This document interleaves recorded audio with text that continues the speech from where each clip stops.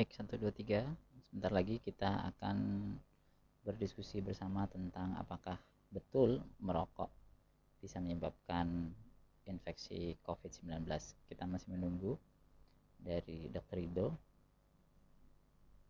untuk bergabung bersama kita.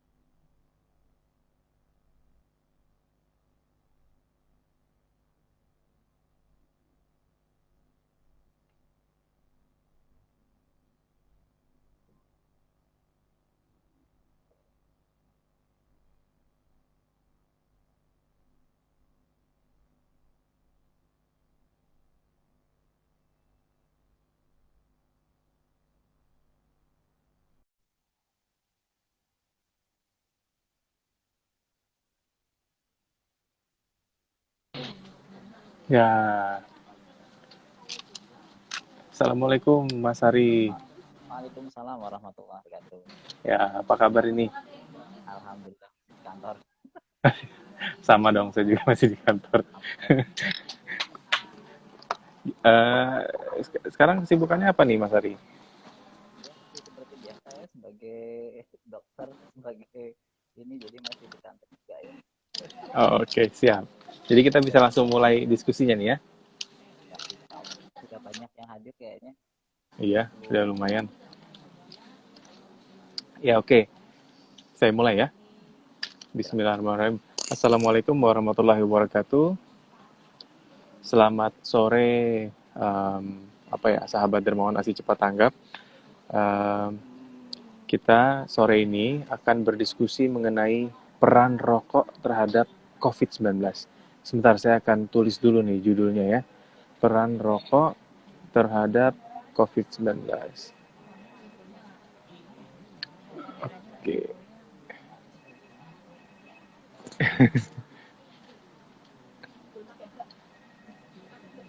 Ups. Kayaknya mesti dari Mas Rino nih yang nulis judulnya.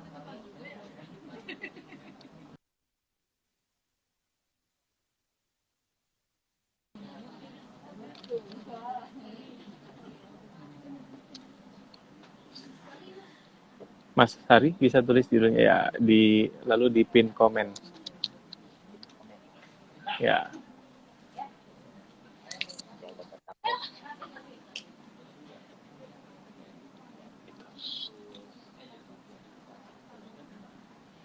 bisa Oke, di pin komen. udah. Ya, mantap.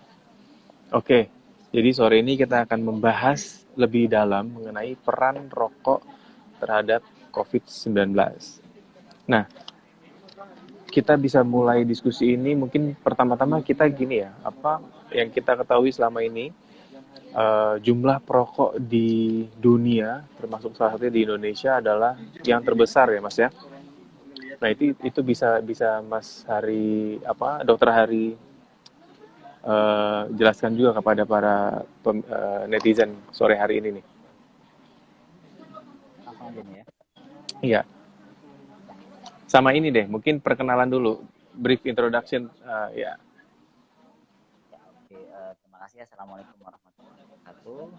Eh, kita pada kesempatan kita dapat berjumpa sama ya tentang masalah judul soal peran rokok terhadap COVID-19. Dan perkenalkan, nama saya Hari Nugroho. Namanya background saya seorang dokter.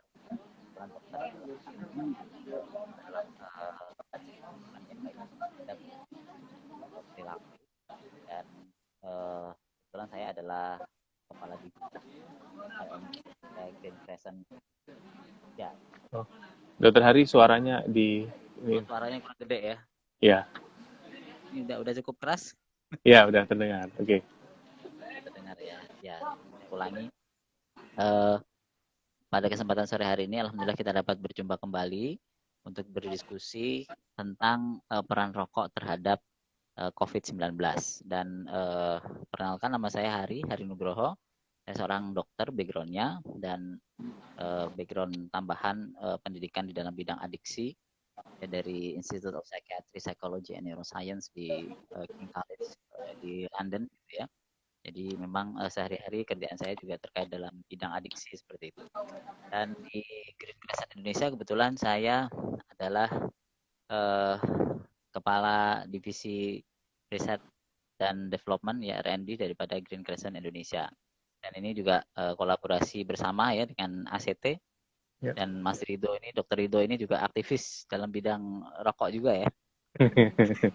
Sama-sama nih kita. Sama ya. Dan Hmm. kita tahu permasalahan sekarang ini uh, di dunia ya menjadi pandemi, yaitu adalah COVID-19 yang disebabkan oleh virus SARS-CoV-2 ya.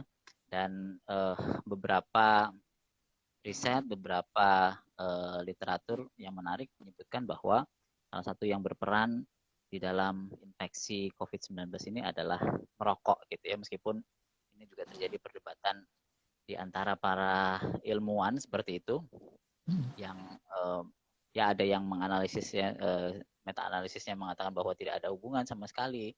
Kemudian juga beberapa peneliti lain justru menemukan juga yang sebaliknya, bahwa ada hubungannya antara merokok dan infeksi COVID-19. Dan sebelum itu mungkin kita tahu bahwa di Indonesia situasi merokoknya memang ya cukup memprihatinkan ya, terutama di laki-laki ya, itu cukup tinggi. Dan ya mungkin jutaan orang itu juga merokok di Indonesia. Dan ada survei terdahulu yang kita cukup khawatirkan adalah peningkatan perokok-perokok muda gitu, perokok-perokok remaja itu juga jumlahnya cukup signifikan meningkat, sementara yang dewasa justru turun gitu. Tapi yang remaja justru ini perokok-perokok ini semakin meningkat jumlahnya di Indonesia. Dan ini tentu menjadi keprihatinan kita bersama gitu. Dan bagaimana kemudian dengan COVID-19 ini, dan banyak kemudian diskusi-diskusi yang terjadi di kalangan ilmuwan bahwa COVID-19 ini juga ada peran rokok di situ ya, peran rokok di situ, khususnya mereka-mereka yang kemudian eh, mengalami gejala-gejala yang berat gitu ya, gejala-gejala yang berat eh, itu diduga juga ada peran daripada rokok ya, khususnya mereka yang kemudian juga mengalami COPD atau PPOK gitu ya, penyakit paru obstruktif kronis. Ya. Ini banyak diantaranya yang kemudian menjadi berat karena ternyata juga ada riwayat merokoknya ya, terutama adalah yang kemudian adalah current smoker gitu ya, yang masih merokok pada saat terinfeksi COVID-19. Dan ya menariknya di salah satu jurnal ilmiah gitu ya, salah satu kekhawatiran yang disebutkan ya tentang peran rokok kemudian menjadi fatal di dalam COVID-19 ini justru kemudian juga menyebut Indonesia gitu ya. Menyebut Indonesia itu di salah satu jurnal yang memang ini belum peer review gitu ya, karena memang ini sangat baru. Jadi masih ya, ini juga editorial juga ya di Journal of Clinical Medicine. Itu juga disebutkan salah satu kekhawatirannya karena rokok laki-laki terutama di Indonesia ya yang banyak, dan juga Indonesia melaporkan jumlah penderita COVID-19 yang semakin meningkat. Jadi ini juga dikhawatirkan pada nantinya jumlah penderita COVID-19 yang kemudian mengalami kejadian yang fatal atau kejadian yang berat itu juga semakin meningkat. Dan ini tidak terbatas hanya pada mereka-mereka yang merokok istilahnya merokok tradisional ya, artinya ya cigarette smoker itu, tapi juga pada mereka-mereka yang merokok dengan cara yang lain gitu. Cara yang lain itu misalnya adalah yang sifatnya adalah heat not burn gitu ya, yang macam rokok elektrik gitu ya, rokok elektrik atau misalnya ada IQOS lah dan seterusnya gitu, atau Juul atau yang lainnya ya, itu juga berpotensi untuk kemudian mengalami kejadian yang berat ya, kejadian yang berat. Dan pada kasus-kasus ini ya, meskipun tadi seperti di awal saya sebutkan ada meta analisis yang menyebutkan bahwa tidak ada hubungan ya secara statistik itu kemudian hubungannya rendah antara merokok dan COVID, tetapi ada systematic review dan meta analisis yang dilakukan oleh peneliti lain itu justru menemukan sebaliknya gitu. Dan si peneliti yang melakukan meta analisis juga menyebutkan bahwa meta analisis tentu saja hasilnya tergantung dari studi yang dianalisis, kemudian juga metode yang dianalisis, data-data yang dianalisis ya, dan lain sebagainya. Dan pada studi yang paling baru ini, meta analisis yang paling baru ini tidak hanya menginclude atau memasukkan studi-studi yang berbahasa Inggris saja ya, yang pada meta analisis sebelumnya itu hanya memasukkan studi-studi yang memakai bahasa Inggris ya, tapi yang baru ini memasukkan studi-studi yang juga berbahasa Cina gitu. Jadi ini cukup akan lebih menguatkan gitu ya, temuan-temuan yang dilakukan gitu. Dan pada studi yang baru ini memang dia dilakukan dengan mengumpulkan tadi riset-riset yang sudah dilakukan atau data-data yang dilakukan pada bulan Desember 2019 sampai dengan Maret 2020 ya, tidak hanya dari database yang berbahasa Inggris ya, tetapi juga dari yang berbahasa Cina gitu, dengan total kasusnya yang kemudian dianalisis itu ada sekitar 2002 kasus gitu yang dimasukkan di dalam studi ini. Dan menariknya memang tadi ya, mereka-mereka yang kemudian tadi ada COPD-nya akibat merokok itu akan semakin naik resiko untuk mengalami COVID-19 yang berat gitu. Begitu juga ya di odds rasionya sekitar 4,38. Dan kemudian pada mereka-mereka yang masih merokok ya, ketika mereka terinfeksi si COVID-19 ya, ini juga ada peningkatan risiko ya dengan odds rasio sekitar 1,98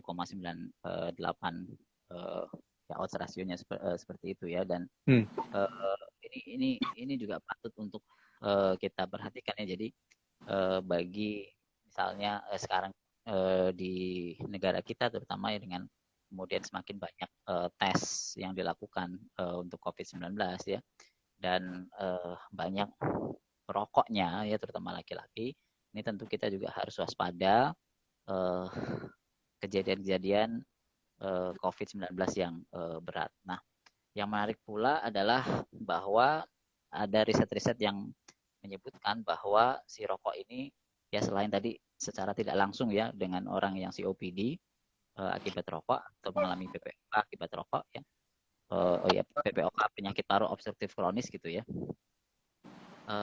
juga ternyata ada riset-riset bahwa rokok ini akan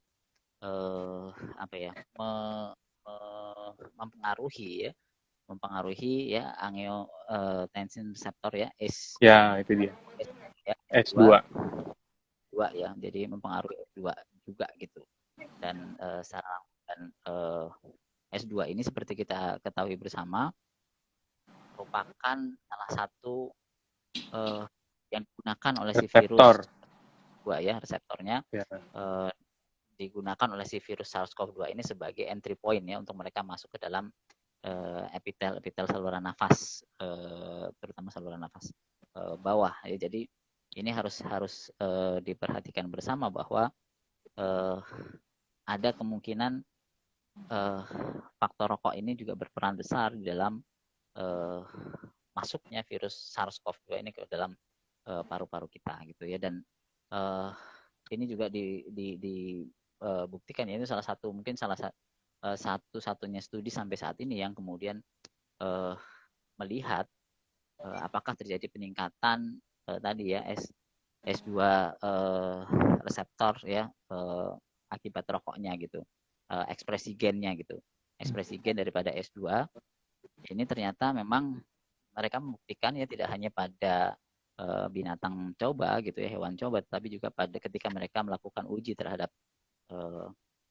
manusia gitu ya, ternyata ini berperan ya di dalam meningkatkan tadi ya ekspresi daripada S2 gitu. Tidak hanya pada orang-orang dengan COPD, tetapi juga pada current smoker gitu. Jadi orang-orang yang masih merokok. Jadi kita bisa melihat ya kemungkinan yang resiko yang lebih besar, lebih tinggi pada mereka-mereka yang merokok untuk terinfeksi pertama daripada SARS-CoV-2. Yang kedua adalah ketika terinfeksi mereka berisiko lebih tinggi untuk mengalami perburukan gitu, atau mengalami COVID-19 yang lebih berat seperti itu. Dan bagaimana kemudian masuknya, tentu saja ini tidak terbatas pada istilahnya dari rokoknya ya, tapi juga ketika seorang perokok itu merokok ya, tangannya apalagi kemudian masuk ke dalam mulut ya, kemudian tangannya misalnya tidak bersih tadi, kemudian terkontaminasi daripada misalnya tadi droplet yang keluar ya, yang mengandung virus SARS-CoV-2, tentu saja ini bisa kemudian menyebabkan ya kontaminasi gitu ya dari tangan tadi, kemudian pegang rokok dan masuk ke dalam mulut, sehingga virus akan lebih mudah masuk ke dalam tubuh kita gitu.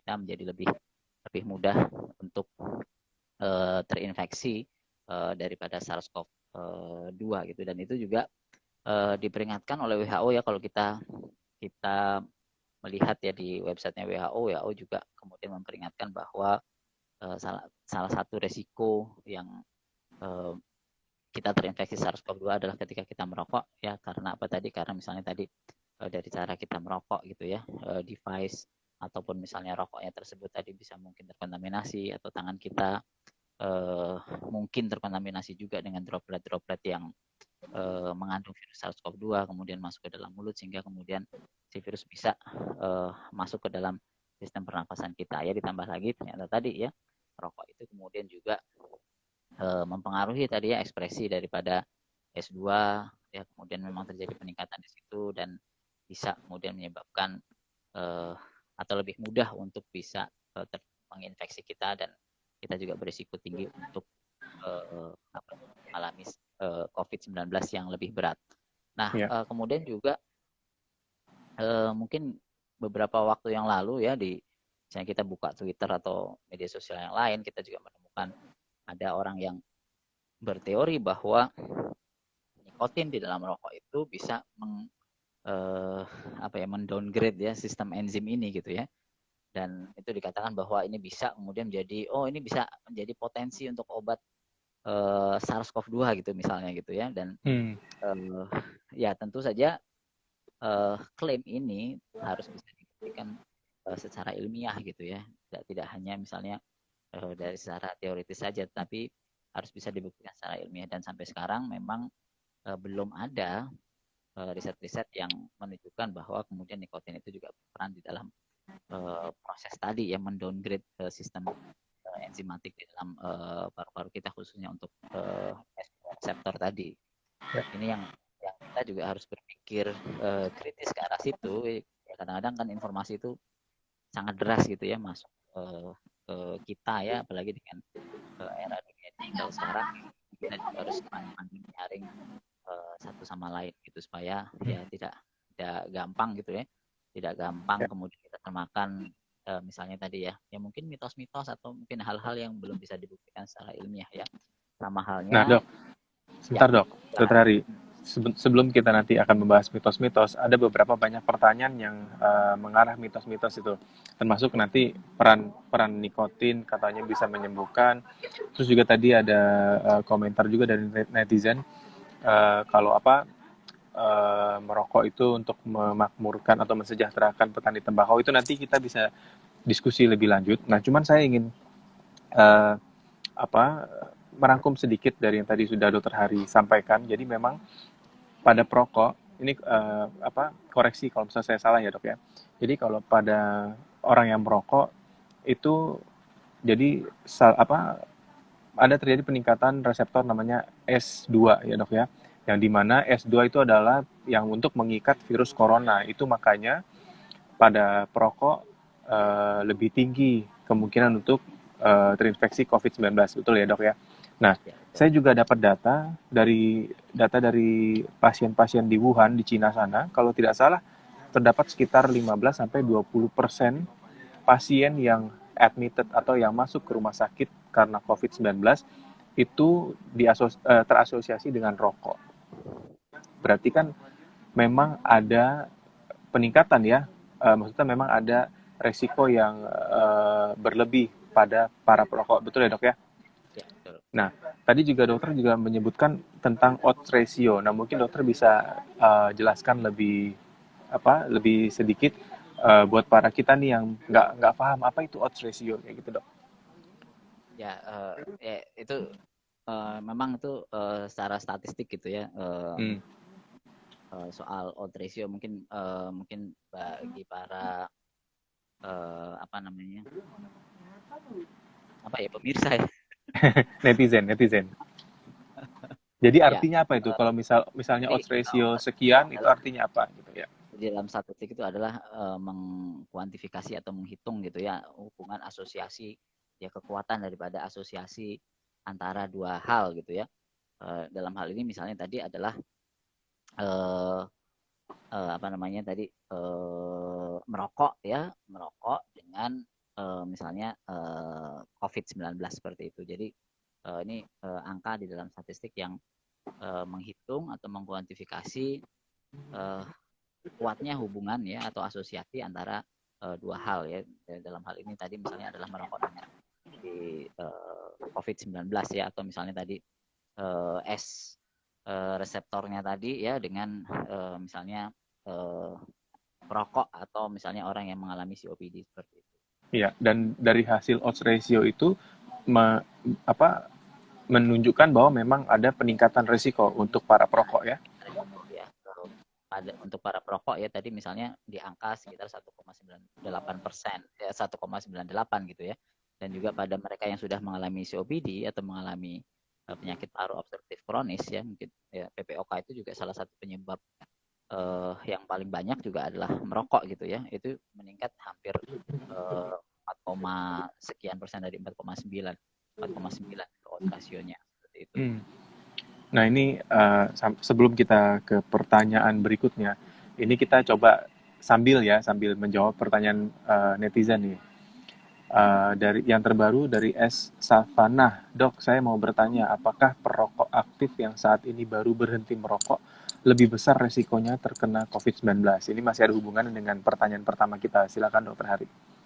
Ya, memang tadi kita tentu harus mengapresiasi kalau misalnya tadi si perokok tadi sudah mulai berhenti merokok gitu ya, artinya dia juga bisa mengurangi resiko-resiko terhadap penyakit-penyakit yang lain ya, tidak hanya soal COVID-19. Nah, bagaimana mereka yang baru saja berhenti merokok, apakah kemudian bisa beresiko untuk terinfeksi COVID-19? Tentu ya, kita kalau bicara resiko ya tentu saja mereka bisa beresiko, apalagi kalau kemudian dari hasil merokoknya tadi dia mengalami gangguan-gangguan seperti PPOK atau penyakit paru obstruktif kronis yang tadi juga telah disebutkan bahwa mereka-mereka yang mengalami PPOK, penyakit paru obstruktif kronis ini juga akan mengalami peningkatan resiko ya untuk lebih mudah terinfeksi SARS-CoV-2 atau mengalami COVID-19 yang berat seperti itu. Jadi dia tetap punya resiko gitu, tetap punya resiko. Tapi harus diapresiasi bahwa dia bisa mulai berhenti merokok gitu ya, berhenti merokoknya sudah bisa dijalankan, itu kita harus apresiasi bersama-sama. Dan semakin lama dia berhenti merokok, tentu saja semakin rendah ya resiko-resiko untuk juga kena penyakit yang lainnya. Nah, jadi ini saya melanjutkan ya. Tadi kan dokter sudah menyebutkan PPOK, penyakit paru obstruktif kronis. Nah, ini ada pertanyaan juga nih, Dokter Hari. Dokter Hari boleh kalau misalnya mau minum, boleh sambil minum. Sambil minum ya. Iya, boleh. Ini ada pertanyaan dari Suradi Hendra dan Puciputs yang kurang lebih pertanyaannya serupa nih. Kalau Suradi Hendra itu menanyakan untuk yang pernah kena TBC bagaimana? Apakah resikonya juga meningkat seperti PPOK? Dan pertanyaannya Puciputs, kalau penyakit bawaan lain apakah akan memperparah kondisi pasien COVID? Mungkin yang terkait dengan ini ya, penyakit paru bawaan mungkin. Ya, apa namanya? Ya, bagaimana dengan orang yang mengalami TBC ya, pernah mengalami TBC ya, kalau misalnya ternyata TBC-nya kemudian juga bisa diobati dengan baik ya, artinya dia selesai menjalani pengobatan dan tidak ada misalnya gangguan ya di paru-parunya, tentu ya tentu diharapkan dia tidak terinfeksi gitu. Tapi ketika kemudian pengobatannya TBC-nya tadi tidak tuntas ya, kemudian drop out dari pengobatan, kemudian terjadi suatu permasalahan di paru-parunya akibat infeksi TBC tersebut ya, mengalami misalnya adanya cairan gitu ya di paru-parunya, itu yang kita kenal dengan efusi pleura, atau misalnya tadi paru-parunya kemudian mengalami ya apa namanya, kayak apa ya, rusak gitu ya akibat infeksi TBC tersebut, maka tentu ini ketika dia terinfeksi daripada COVID-19 ya, bisa ya mungkin akan memperburuk keadaan dia gitu ketika dia terinfeksi COVID-19. Nah, kemudian bagaimana dengan penyakit-penyakit lainnya, mungkin penyakit bawaan atau ya entah ini penyakit bawaannya apa gitu ya.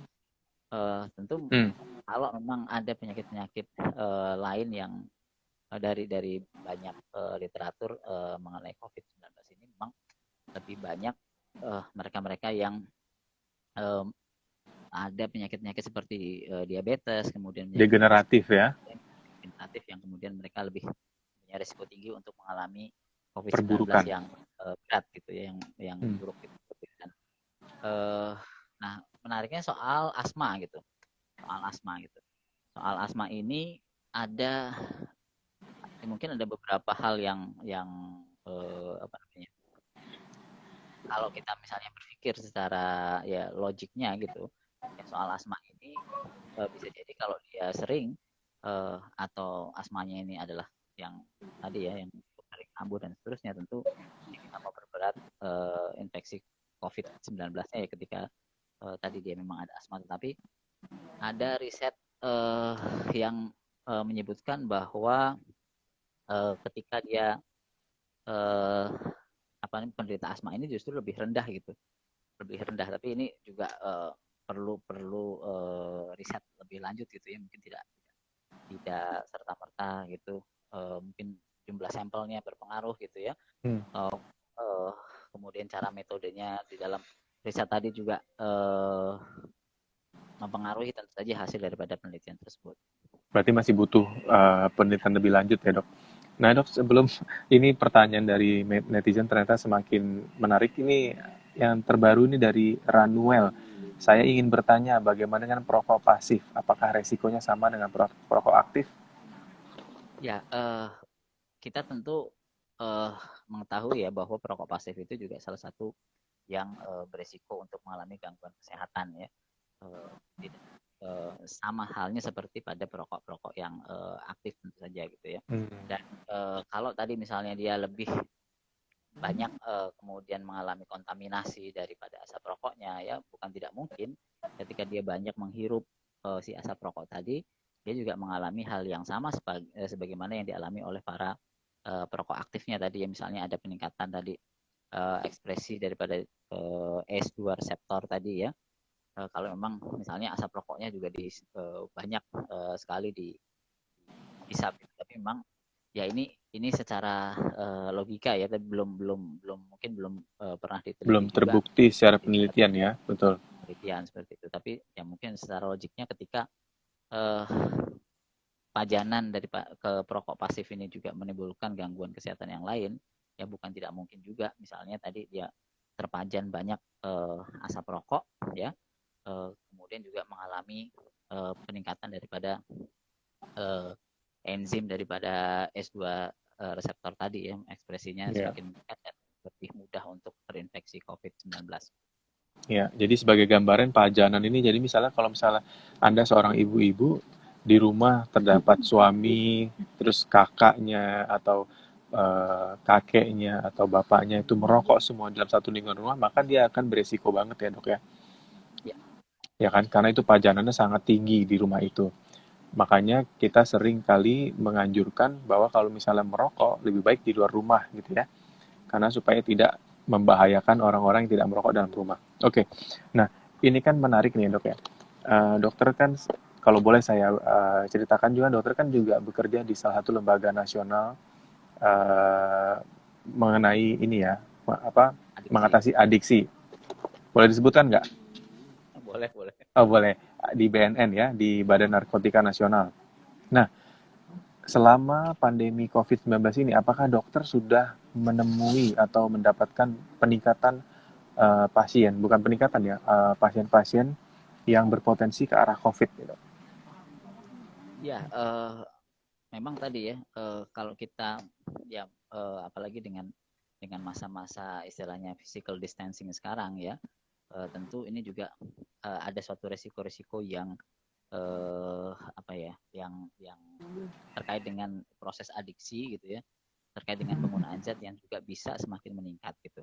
Terutama yang mudah didapatkan tentu saja adalah rokok ya. Kalau di luar negeri alkohol gitu ya. Alkohol itu juga semakin meningkat pada masa-masa isolasi seperti sekarang ya, karena mungkin orang bosan Pelariannya ke sana gitu ya. ya pelarian nah, ya. Kalau di kita mungkin yang paling mudah adalah rokoknya gitu. Jadi eh, ya secara umum memang kalau di pasien-pasien rehabilitasi sendiri memang kalau di kita tempat kita memang sudah kebijakannya adalah kebijakan tanpa asap rokok gitu ya. Jadi memang para pasien-pasien yang datang ke tempat rehabilitasi itu memang sudah nggak boleh merokok ya, jadi dipaksa untuk berhenti merokok gitu sekaligus karena memang mereka-mereka yang bisa berhenti merokok ya sekaligus berhenti narkoba, maka outcome-nya ke depan relapse rate-nya atau angka kekambuhannya itu menjadi semakin kecil gitu.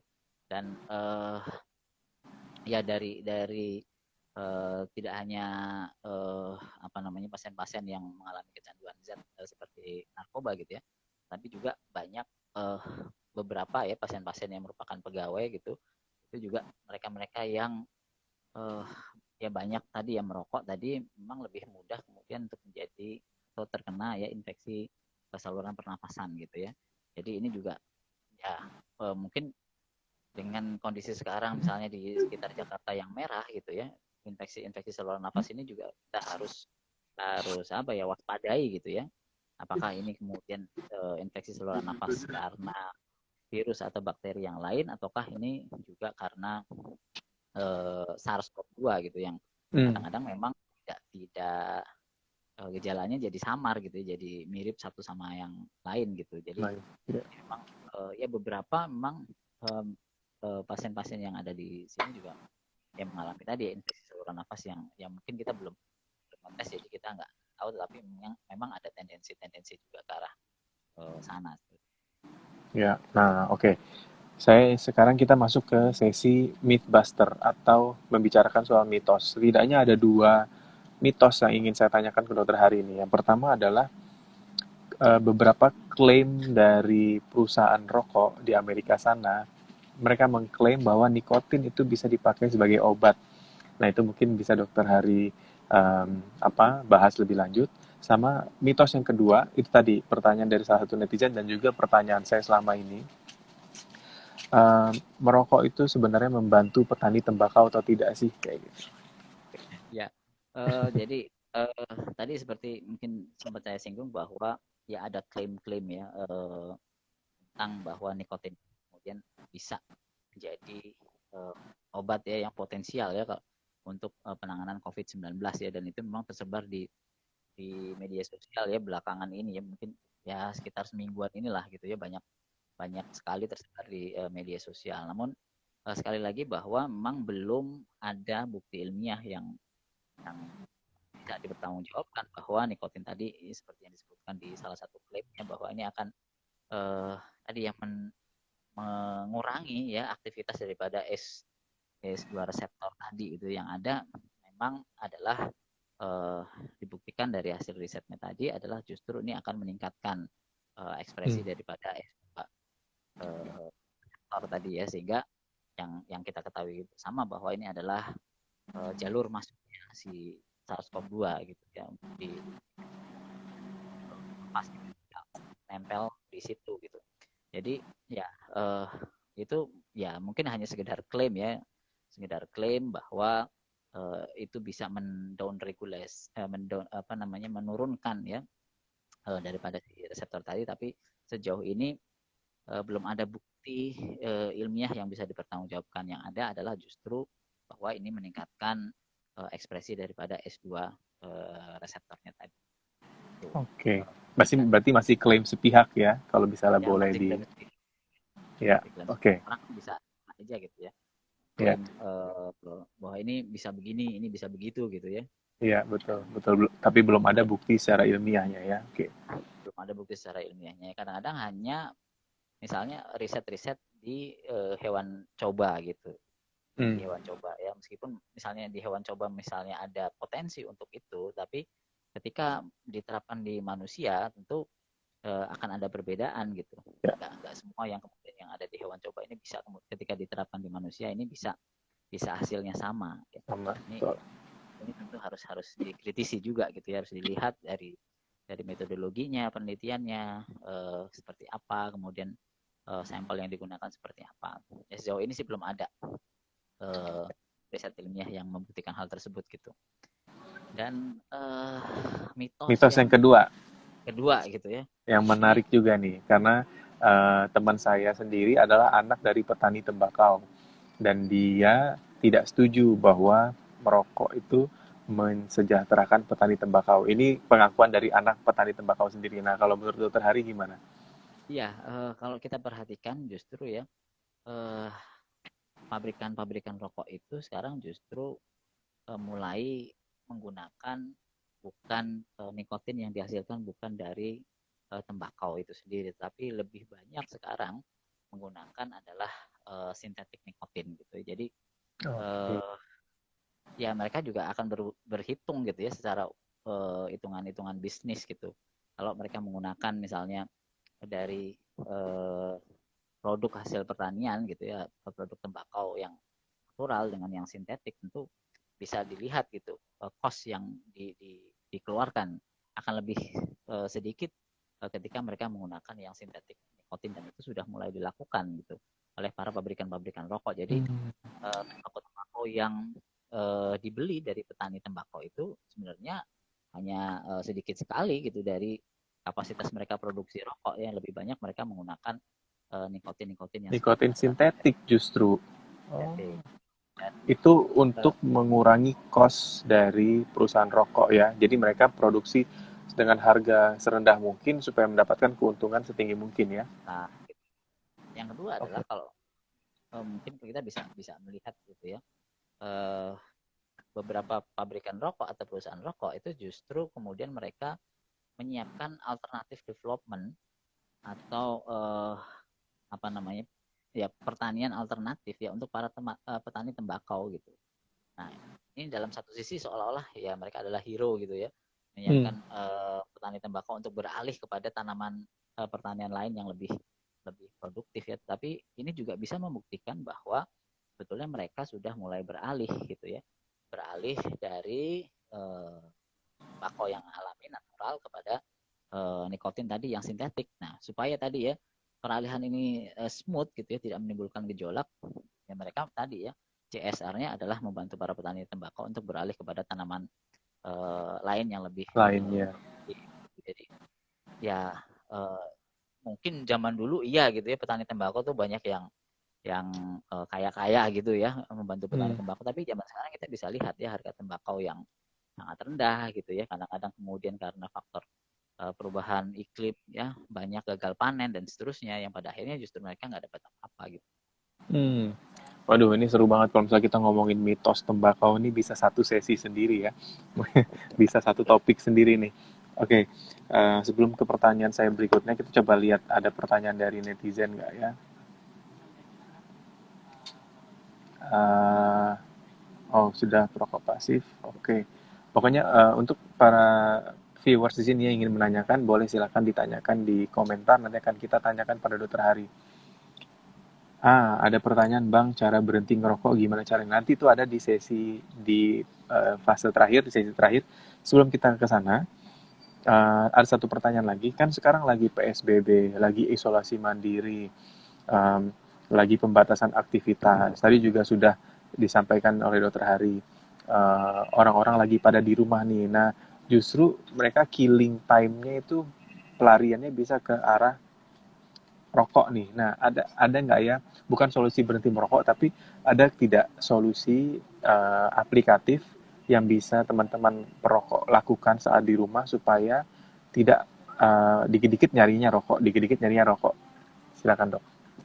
Ya, jadi memang tadi ya seperti ya masa-masa PSBB sekarang orang lebih banyak diam di rumah gitu ya, itu juga stresor tersendiri gitu ya, apalagi kalau eh, kita terbiasa misalnya tadi ya beraktivitas yang di luar rumah ya ketemu banyak orang gitu ya dan lain sebagainya. Nah, tentu saja ini harus harus kita kita harus mempunyai coping skill ya untuk mengatasi stresor ini dengan baik gitu ya supaya tidak tidak lagi larinya ke rokok dan rokok. Dan sebenarnya uh, ya banyak banyak sekali hal yang bisa kita lakukan ya selain merokok yang bisa dilakukan di rumah gitu ya.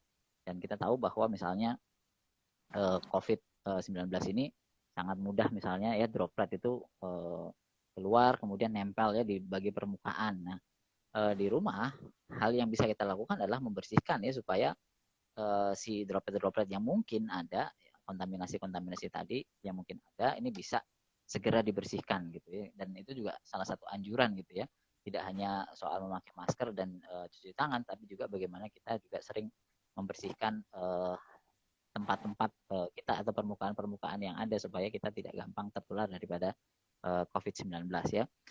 Ya kita mungkin selama ini lebih sering beraktivitas di luar rumah ya dan lupa rumah kita ya, itu juga saatnya misalnya ngelap-ngelap segala macam gitu ya. Jadi kalau udah muncul ya keinginan rokok ya alihin, misalnya tadi ya ngepel gitu ya, nyapu ngepel kemudian ngelapin segala macam yang ada di rumah kita, mungkin nata buku yang sudah mulai banyak berdebu ya ya kayak saya gitu ya, banyak debu di buku-buku saya, bukunya saking ininya ya, itu bisa dibersihkan seperti itu Bisa dibersihkan.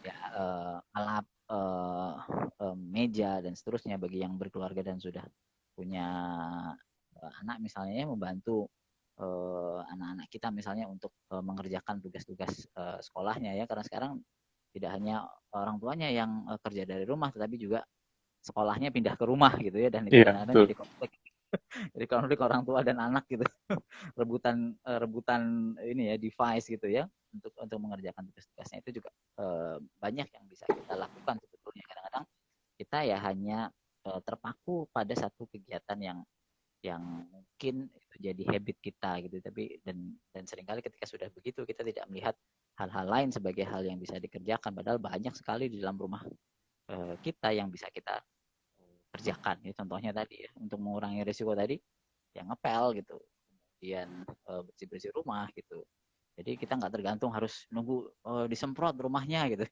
Iya, Padahal kita betul. bisa ngelap sendiri gitu dengan cairan pembersih. Nah, berarti buat para laki-laki yang merokok, sudah saatnya sekarang membantu istrinya atau kakaknya atau ibunya di rumah dalam membersihkan rumah ya, Dok ya. Nah, sebelum kita masuk ke solusi untuk berhenti merokok, kita lihat nih ada pertanyaan yang menarik juga nih. Um, Kata Agustin Saputra, katanya di Aceh pakai marijuana malah sembuh yang positif. Dia apa namanya, banyak nih komentarnya nih. Di Aceh banyak yang pakai ganja, seharusnya dilegalkan penggunaan ganja untuk keperluan medikal. Nah, ini saya tergelitik sekali nih. Mungkin boleh Dokter Hari memberikan sedikit pencerahan kepada para viewers di sini tentang peran ganja di kehidupan kita sehari-hari, dan juga belum ada buktinya ganja dapat memperbaiki kualitas hidup seseorang pasien COVID-19. Iya, itu juga ya banyak sekali kemudian para ya ilmuwan gitu ya, meskipun mereka beberapa ilmuwan itu juga adalah misalnya pro kepada medical marijuana, mereka juga sampai ngomong bahwa jangan ngomong sembarangan kalau misalnya ganja itu bisa untuk ngobatin COVID-19 gitu, sampai begitu Ya, ngomongnya. Karena mereka juga juga istilahnya rasional gitu ya, artinya eh, omongan itu harus bisa dipertanggungjawabkan ya secara evidence base gitu, ada bukti bukti risetnya. Jadi memang tidak ada, sejauh ini tidak ada bukti bahwa si ganja ini bisa kemudian uh, memberikan sumbangsih ya untuk bisa mengobatin orang dengan uh, apa namanya COVID-19 ya. Apalagi kalau ya, kemudian klaim misalnya dia positif, kemudian dia konsumsi ganja gitu ya, kemudian jadi hilang positifnya gitu ya, tentu ini juga harus harus dilihat gitu. Jadi kadang-kadang kan orang mengklaim gitu, padahal bisa jadi dia menerima pengobatan yang lainnya juga gitu ya, dia terima ya, obat-obat antivirus gitu ya, dia terima vitamin C, dia terima misalnya antibiotik yang diperlukan gitu dan lain sebagainya, atau imun tubuhnya tadi ya masih oke gitu ya. Jadi tidak tidak tidak asal klaim gitu. Jadi kan ya. kebanyakan eh, klaim-klaim itu, testimoni-testimoni tersebut ya hanya berdasarkan apa ya namanya ya, Asumsi. ya asumsi gitu ya, asumsi, atau Ya, karena kebetulan gitu ya, kebetulan kebetulan. eh, pas waktu dicek kemudian terus jadi negatif gitu ya, tadinya Ya, positif dia konsumsi ganja, terus dicek kebetulan jadi negatif, padahal sebetulnya adalah karena misalnya imun sistemnya itu sendiri yang baik. baik, karena sebetulnya dia juga ada obat-obatan yang membantu dia untuk mengatasi virus tersebut. Nah itu Ya, tentu harus harus bisa dipisah atau dipilah-pilah ya, karena uh, ya periset-periset yang juga pro kepada medical marijuana itu juga sampai bilang seperti itu ya, jangan semuanya itu di diklaim gitu ya tanpa ada dasar ilmiahnya gitu, seperti itu. iya. Dan Sementara kalau dari saya, mungkin kalau misalnya kita bisa berpikir dengan logika, kalau memang ganja ini bisa menyembuhkan, coba kita berkaca di negara-negara yang melegalkan ganja. Bukankah angka positifnya juga lebih tinggi dan angka kematian juga lebih tinggi? Kayak misalnya di Belanda, itu kan mereka melegalkan ganja ya, tapi sepertinya angka positif juga masih tinggi dan angka kematiannya juga masih tinggi. Jadi ini masih sebuah perdebatan. Nah, ya kita um, bisa lihat juga di US ya, di US kayak ya, apa coba. betul sekali. Di US udah jadi nomor satu, dan dia sepertinya sudah 45.000 yang meninggal gitu kan gara-gara COVID. Kalau memang ganja ini sebagai obat, ya itu tidak bisa menjadi patokan gitu kan. Oke. Selain rokok, tadi ada yang bertanya juga bagaimana dengan vape. Ini pertanyaan yang mewakili dari puluhan netizen di sini. Apakah sama konsepnya atau apakah sama cara penularannya atau bagaimana? Ya, tadi seperti yang saya bilang bahwa eh, tidak ya si rokok ini ya baik itu merokok secara tradisional maupun dengan menggunakan seperti ENS ya elektronik sigaret tadi ya rokok elektrik ya ini dari tadi ya di jurnal clinical medicine tadi juga disebutkan bahwa ini juga berperan di dalam meningkatkan ya uh, regulasi daripada angiotensin converting enzyme Ya, reseptor gitu. Jadi ini dua-duanya ini bisa meningkatkan kedua hal tersebut ya bisa jadi memang karena faktor nikotinnya itu sendiri gitu ya bukan bukan karena misalnya zat-zat yang lain yang ada di dalam rokok gitu. Jadi ini patut untuk di apa ya diwaspadai bahwa ya kadang-kadang kita salah mempersepsikan misalnya dari hasil modeling riset ya yang dilakukan oleh para peneliti bahwa uh, si rokok elektrik ini 95% harmless gitu ya. Harmless itu kemudian kita dengan mensimplifikasi mengartikan bahwa itu lebih aman gitu. Padahal ya harmlessnya adalah harmless daripada rokok tradisional gitu ya. Artinya uh, resiko-resiko atau zat-zat yang di dalam rokok tradisional yang sampai ribuan itu dengan liquid nikotin itu dia masih ada gitu, masih ada cuma iya, jumlahnya lebih lebih sedikit dibandingkan rokok iya, tradisional. Tapi kadang-kadang kita salah mempersepsikannya ya atau mensimplifikasikannya dengan 95% lebih aman. aman gitu. Iya. Ini dua hal yang berbeda sebetulnya gitu. Ya. Sedangkan kalau misalnya kita kembali ke linguistik, itu kan harmless. Artinya adalah masih ada harm, cuman lebih sedikit, ya kan? Sedikit gitu. Bukan Iya, safer gitu. bukan safer atau bukan safe. Kalau aman itu kan safe. Jadi memang bahasa kita mungkin harus disesuaikan juga. Oke, kita akhirnya masuk ke pertanyaan yang mewakili pertanyaan para netizen juga, yaitu gimana nih solusi untuk berhenti merokok? Apa sih yang bisa kita sarankan kepada teman-teman yang merokok atau kepada keluarga yang memiliki sanak saudara yang masih merokok? Apa yang bisa kita anjurkan kepada mereka untuk supaya bisa segera berhenti merokok? Ya, uh, pertama adalah bahwa kita harus menanamkan di dalam mindset kita bahwa berhenti merokok itu mudah, gitu. Mudah dan menyehatkan gitu ya. Mindset yang kita bangun selama ini adalah berhenti merokok itu susah gitu.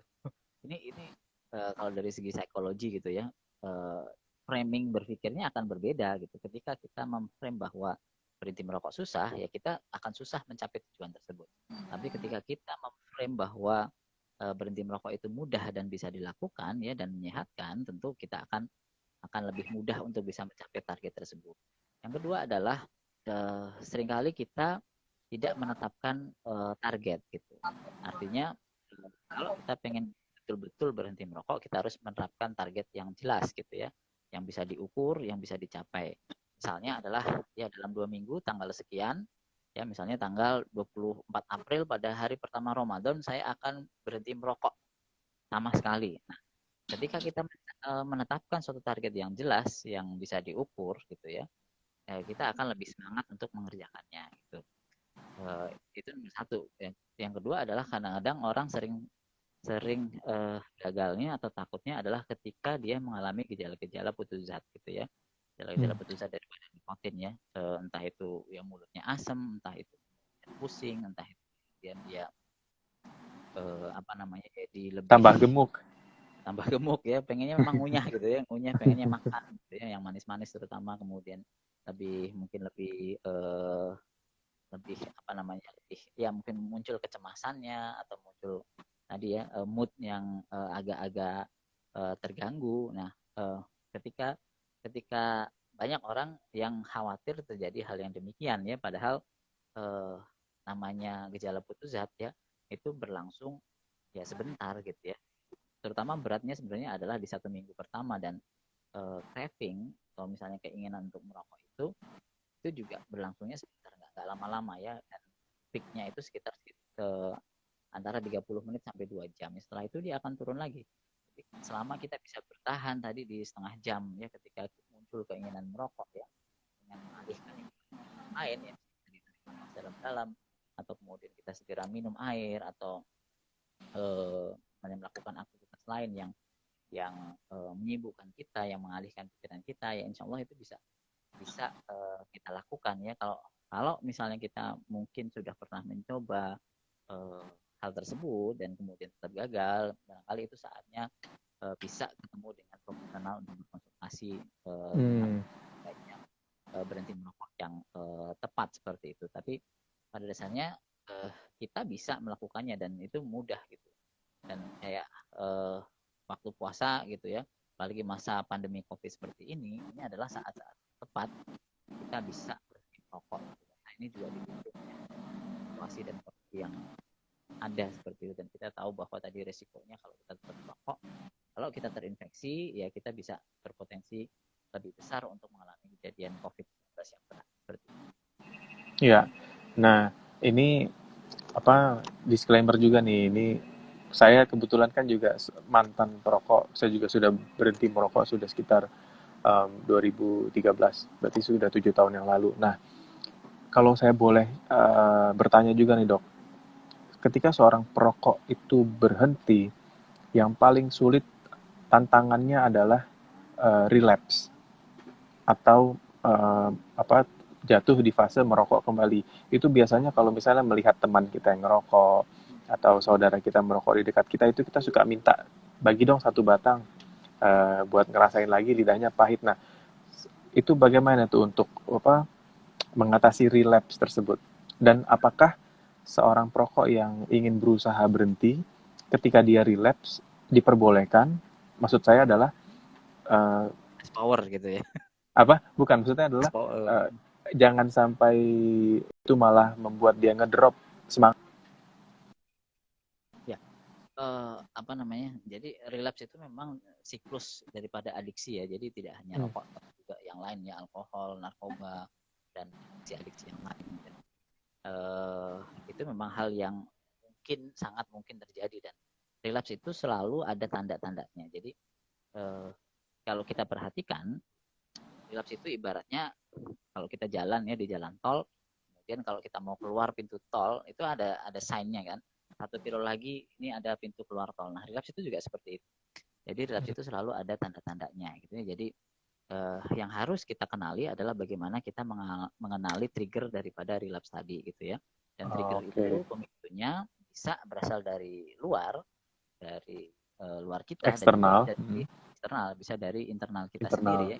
Kita sendiri misalnya tadi ya masa-masa seperti ini bosen, kemudian cemas misalnya karena mungkin ada kecemasan dipecat daripada pekerjaannya dan lain sebagainya sehingga dia pengen ngerokok lagi dan seterusnya. Ini yang harus kita kenali gitu ya. Dan karena itu sudah seperti apa namanya habit gitu ya. Ini jadi kayak automatic thinking dan automatic behavior. Nah, siklus ini yang harus kita